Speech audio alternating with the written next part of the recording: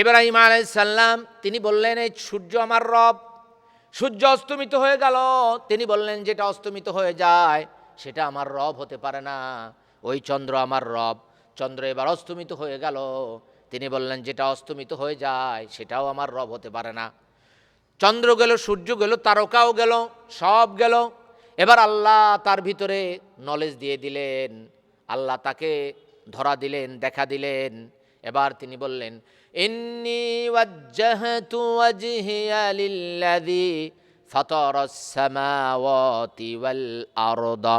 ইন্নী ওয়াজ্জাহতু ওয়াজহিয়া লিল্লাযী, আমার চেহারাকে আল্লাহর দিকে রুজু করলাম। ওই যে আপনি মোতাওয়াজ্জু হচ্ছেন, মোতাওয়াজ্জু হতে হবে কার দিকে? আল্লাহর দিকে। ওয়াজ্জাহাতু, আমি আল্লাহর দিকে মোতাওয়াজ্জু হলাম, আল্লাহর দিকে প্রত্যাবর্তন করলাম। অর্থাৎ এই সূর্য থেকে, চন্দ্র থেকে, তারকা থেকে, সব দিক থেকে আমি মোতাওয়াজ্জু হলাম কি দিকে? কার দিকে? এবার ইব্রাহিম আলাইহিস সালামের মতো আপনাকে বলতে হবে, বলুপীর থেকে, ওই খানজানা আলী থেকে, শাহজালাল থেকে, শাহপরান থেকে, আমার হুজুর থেকে, হুজুরের বাবা হুজুর, দাদা হুজুর থেকে, সব হুজুর থেকে আমি মোতাওয়াজ্জু হলাম আল্লাহর দিকে। কার দিকে? কার দিকে? আল্লাহর দিকে। আল্লাহ আমাদেরকে শিক্ষা দিচ্ছেন যে কিভাবে মোতাওয়াজ্জু হতে হবে, কিভাবে আল্লাহর দিকে প্রত্যাবর্তন করতে হবে, কিভাবে আল্লাহকে ডাকতে হবে, আল্লাহ শিক্ষা দিচ্ছেন। আর আমি আল্লাহর শিক্ষাকে না নিয়ে কোরআন হাদিসকে অবজ্ঞা করে পাশ কাটিয়ে আমি নিলাম কি? আমি মোতাওয়াজ্জু হচ্ছি বলুপুরীর দিকে, শাহজালালের দিকে, খানজাহান আলীর দিকে, আমার পীর সাহেবের দিকে। আবার এই একটা সবক আছে দেখবেন, সবক হচ্ছে ফানাফিল্লা, ফানাফির রাসূল, ফানাফির শায়েখ। আল্লাহর ভিতরে ফানা হয়ে যাওয়া, রাসূলের ভিতরে ফানা হয়ে যাওয়া, শায়েখের মাঝে ফানা হয়ে যাওয়া। এবার শায়েখের মাঝে ফানা হয়ে গেলে সহায় সম্পত্তি অনেক জায়গায় শায়েখরা আছে, এই সুযোগে অনেক কিছু তাদের কাছে লিখে নেয়। আছে না এরকম? বহু জায়গায় আছে, ভণ্ড পীরের কাছে মুরিদ হতে গিয়ে, আছে না? টাকা পয়সা সহায় সম্পত্তি সব হুজুর কেড়ে নিয়েছে। আছে না? না এরকম আছে, বহুত আছে। তাহলে আল্লাহকে ডাকলে আল্লাহ সাড়া দিবে, কোরআন সুন্নাহ অনুযায়ী ডাকতে হবে, দৃঢ়তার সাথে ডাকতে হবে। 2 নম্বরে বারবার ডাকতে হবে। কি করতে হবে? আর আজ সন্ধ্যা হয়ে গেল, আপনার ছেলেটাকে পাওয়া যাচ্ছে না, নাতিটাকে পাওয়া যাচ্ছে না, আপনার গরুটাকে পাওয়া যাচ্ছে না, আপনার ছাগলটাকে পাওয়া যাচ্ছে না, আপনার বিড়ালটাকে পাওয়া যাচ্ছে না। একবার ডাকেন না বারবার ডাকেন? কয়বার ডাকেন? বারবার ডাকেন। 19 নম্বর সূরার 4 নম্বর আয়াত, ওয়ালাম আকুম বিদুআইকা রাব্বি শাকিয়া।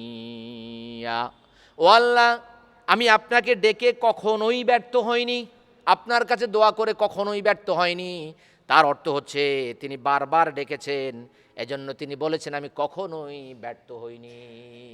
একবার যদি ডাকতেন, বলতেন আল্লাহ আপনাকে ডেকে আমি ব্যর্থ হই না, কিন্তু উনি বারবার আল্লাহকে ডেকেছেন। বৃদ্ধ বয়সে আল্লাহ তাকে সন্তান দান করেছেন, এজন্য তিনি বলছেন আল্লাহ আপনাকে ডেকে আমি কখনোই ব্যর্থ হইনি, আপনার কাছে দোয়া করে আমি কখনোই ব্যর্থ হইনি। সুবহানাল্লাহ।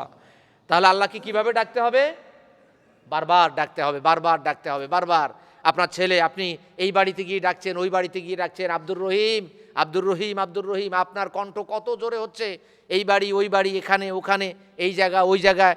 এইবার যখন আপনি পাচ্ছেন না মসজিদের মাইকে, এবার যখন পাচ্ছেন না বাজার থেকে একটা মাইক নিয়ে গিয়ে আপনি ঘুরে ঘুরে বিভিন্ন মহল্লায়, এবার যখন আপনার এটা শেষ হলো, আপনি বিভিন্ন ডিশ চ্যানেল, বিভিন্ন জায়গায়, বাংলাদেশ খবরে বিভিন্ন পত্রপত্রিকা ছড়িয়ে দিচ্ছেন, বিভিন্ন জায়গায় পোস্টার টাঙিয়ে দিচ্ছেন, হারানো বিজ্ঞপ্তি, আমার এই ছেলেকে যে খুঁজে দিবে, অমুক জায়গায় পৌঁছে দিবে, তাকে বিশেষ পুরস্কারে পুরস্কৃত করা হবে। ঠিক না বলেন? তাহলে এতভাবে আপনি ডাকছেন, খুঁজছেন না, আল্লাহকে একবার ডেকে বলছেন কত ডাকলাম, কিছুই হয় না।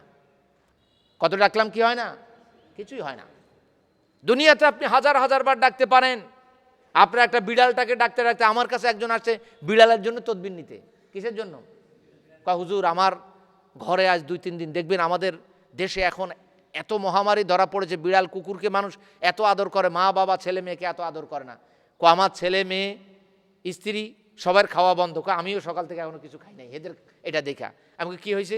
বিড়ালটা হারানো কিছু হুজুর গত দুপুরবেলা, এখনও পর্যন্ত পাই নাই, এখন সবার খাওয়া দাওয়া বন্ধ। এখন কোনো তদবির টদবির আছে এটাকে পাওয়ার? এমন তদবির একটাই আছে, আপনারা ঠিকমতো সালাত আদায় করেন, নামাজ পড়েন, আর এই মা বাবার সেবা করা শুরু করেন। বিড়ালের যেভাবে সেবা করছেন, এইভাবেই কোনোদিন আপনার মা বাবার সেবা করেছেন? তা কয় ওইভাবে করা হয় না। আমি কি বিড়ালকে কীভাবে করেন? বর্তমানে দেখবেন উত্তরা, আমি দেখলাম একটা বিড়াল কুকুরের খাবারের একটা আছে, দোকান আছে। তো সেখানে দেখলাম বিড়ালকে গা আঁচড়াবে, এরকম চুলকাবে, গা চুলকাবে, ওটার দাম 400 450। বিড়ালের নখ কাটবে 300 350। বিড়ালের খাবার 2000 টাকা কেজি, 2500 টাকা কেজি। আমি বললাম মানুষের খাবারও তো এত দামি না, মানুষের নখ কাটা মেশিন এত দামি না, মানুষের চিরুনি এত দামি না, আবার বিড়ালে এক জায়গায় ঘুমাবে। তবে বললাম এটা কত? কয়টা 350। তার মানে বিড়াল প্রস্রাব করবে ওটা 400 500, ঘুমাবে ওইটা 350। এত সুন্দর সুন্দর জিনিস। আমি বললাম যে কত লাখ টাকার মালামাল আপনার দোকানে আছে? আমাকে বললো যে হুজুর একটা আইডিয়া করেন। আমি কে আমার তো আসলে আইডিয়া নাই, কিরকম 10 15 20 লাখ টাকা হবে? 70 লাখ টাকার মালামাল আছে। বিড়ালের জন্য একটা দোকানে কত মালামাল তুলেছেন উনি? 70 লাখ। তা আমি বলছি যে এটা কারা কিনে? এমনও ফ্যামিলি আছে একবারে এসে 8-10 হাজার টাকার মালামাল নিয়ে যায়। তাই আপনার সেল প্রতিদিন কত? কোনো কোনো দিন 5 লাখ 7 লাখ 8 লাখ 10 লাখও হয়। আমি কি এত সেল? আমরা অনলাইনে বিভিন্ন টিয়া দিই, তো বিভিন্ন জায়গা থেকে লোকজন আসে। তো চিন্তা করেন, এইভাবে মানুষ বিড়ালের প্রতি, কুকুরের প্রতি যত যত্নবান, মা বাবা আত্মীয় স্বজনের প্রতি তত কি না যত্নবান না। তাহলে 2 নম্বরে আল্লাহকে বারবার ডাকতে হবে, বারবার বারবার ডাকতে হবে। 3 নম্বরে কি করতে হবে? 3 নম্বরে আল্লাহকে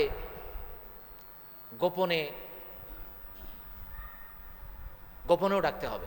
জোরে জোরে তো ডাকবে না, আবার গোপনে অনুনয় বিনয়ের সাথে, কান্নার সাথে ডাকবেন। 7 নম্বর সূরা 55 নম্বর আয়াত। আল্লাহ রাব্বুল আলামিন বলেন, উদউ রাব্বাকুম তাদাররুআন ওয়া খুফিয়া, তোমরা আল্লাহকে ডাকো বিনয়ের সাথে এবং চুপি চুপি নীরবে, কান্না জড়িত কণ্ঠে আল্লাহকে ডাকো। আল্লাহ বিপদে পতিত হয়েছি, আল্লাহ এই গুনাহ করেছি, এই অপরাধ করেছি, আপনি ক্ষমা করে দেন। এটা একটা পদ্ধতি। 4 নম্বর পদ্ধতি হচ্ছে আল্লাহর বিভিন্ন গুণবাচক নাম ধরে আল্লাহকে ডাকা। আল্লাহর অনেকগুলো নাম আছে, এখানে একটা কায়দা দাও ইব্রাহিম। আল্লাহর আসমাউল হুসনা আছে, 99টা নাম আছে। এই যে একটা কায়দা দেখেন, আমাদের এই মাকতাব আহলিল মুনির এই কায়দাটা পড়ানো হয়। এই দেখেন, এই শেষের 2 পৃষ্ঠা, এই কায়দাটার নাম হচ্ছে কায়দাতুল কোরআন। এটা আমি 2 বছর গবেষণা করেছি। শেষের 2 পৃষ্ঠা কোরআন থেকে আল্লাহর 99 নাম দেওয়া হয়েছে। আমার মাথায় আসলো যে হাদিসের যে 99 নাম আছে এটা জাস্ট সওয়াব হবে, কিন্তু কোরআন থেকে যদি আমি 99 নাম পড়তে পারি তাহলে প্রতি হরফে কয় নেকি? 10 নেকি। দেখতে একই রকম, একটা করে দলিল দেওয়া আছে, আমি ছন্দ সহকারে মিলিয়ে দিয়েছি, আপনারা এটা মুখস্থ করতে পারেন, প্রতি হরফে 10 নেকি। তো এই নামগুলো ধরে আপনি কিভাবে ডাকবেন? যখন যেই নামের প্রয়োজন, মনে করেন আপনার রিজিকের প্রয়োজন, আপনি বলবেন ইয়া রাজ্জাক, আমাকে রিজিক দান করো। আপনার সংসারে কোনো শান্তি নাই, শান্তির প্রয়োজন, আপনি বলবেন ইয়া সালাম, আমাকে শান্তি দান করো। আপনার বিজয়ের দরকার, একজন আপনার নামে কেস করেছে, এখন আপনার দরকার বিজয়, আপনি বলবেন ইয়া ফাত্তাহু, হে বিজয় দানকারী, আমাকে বিজয় দান করো। আমি তো নিরপরাধ, আমার বিরুদ্ধে কেস করা হয়েছে, আমাকে তুমি বিজয় দান করো। অর্থাৎ যখন যেই নাম প্রয়োজন ওই নাম ধরে ধরে আপনি ডাকবেন। সুবহানাল্লাহ বলেন। 99টা নাম এখানে আছে, আল্লাহর কিন্তু 99 নাম না, অসংখ্য নাম আছে। 99 নামের একটা ফজিলাত আছে, এই কারণে দেওয়া হয়েছে। অর্থাৎ আপনার যখন যেই নামের প্রয়োজন ওই নাম ধরে ডাকতে হবে। বুঝে আসছে? যখন আপনার আল্লাহর দয়া প্রয়োজন তখন বলবেন আর রহমান আর রহিম, হে রহমান রহিম, আমাকে দয়া করো। বুঝে আসছে? যখন যেটা প্রয়োজন সেই নাম ধরে ডাকতে হবে। যখন আপনার শক্তি প্রয়োজন, গায়ে শক্তি নাই, ইয়া কবিয়ু, হে শক্তিশালী, আমাকে শক্তি দান করো। বুঝে আসছে? এইভাবে আল্লাহকে ডাকবেন। রাখো, ওয়ালিল্লাহিল আসমাউল হুসনা ফাদউহু বিহা। 7 নম্বর সূরা, সূরা আল আরাফ 180 নম্বর আয়াতে আল্লাহ বলেন, আল্লাহর রয়েছে উত্তম গুণবাচক উত্তম গুণবাচক নামসমূহ, তোমরা সেই নামগুলো ধরে তাকে ডাকো। সুবহানাল্লাহ। আল্লাহর যেই নাম আছে 99টা নাম নয়, কোরআনে 114টার উপর আল্লাহর নাম আছে। ওই নাম ধরে ধরে আপনাকে আমাকে ডাকতে হবে। হাদিসেও অনেক নাম আছে। আল্লাহর এক নাম আছে মাওলা, এক নাম আছে রব। মাওলা মানে অভিভাবক। আপনার কোনো অভিভাবক নাই, মা নাই, বাবা নাই, অভিভাবক নাই। আপনি আল্লাহকে বলবেন ইয়া মাওলা, হে আমার অভিভাবক, আমাকে এইটা দাও, ওটা দাও। আল্লাহর নাম ধরে ধরে ডাকতে হবে, তাহলে অবশ্যই আল্লাহ ডাকে সাড়া দিবেন। আল্লাহ বলেন আল্লাহর রয়েছে গুণবাচক অনেক সুন্দর নাম, আসমাউল হুসনা। ওই নাম ধরে তোমরা তাকে ডাকো। আল্লাহর কোনো নাম খোদা নাই কি নাই?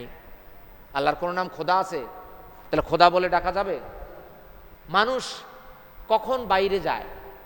মানুষ বলে না আপনি যদি ভাত না পান তাহলে চিড়া খাবেন, চিড়া না পেলে মুড়ি খাবেন, মুড়ি না পেলে বিস্কুট খাবেন, বিস্কুট না পেলে পানি খাবেন। এখন আপনার সাথে যদি ভাত থাকে তাহলে কি আপনি বিস্কুটে যাবেন? তাহলে আপনার তো বিকল্প আছে, আপনি কেন বাইরে যাচ্ছেন?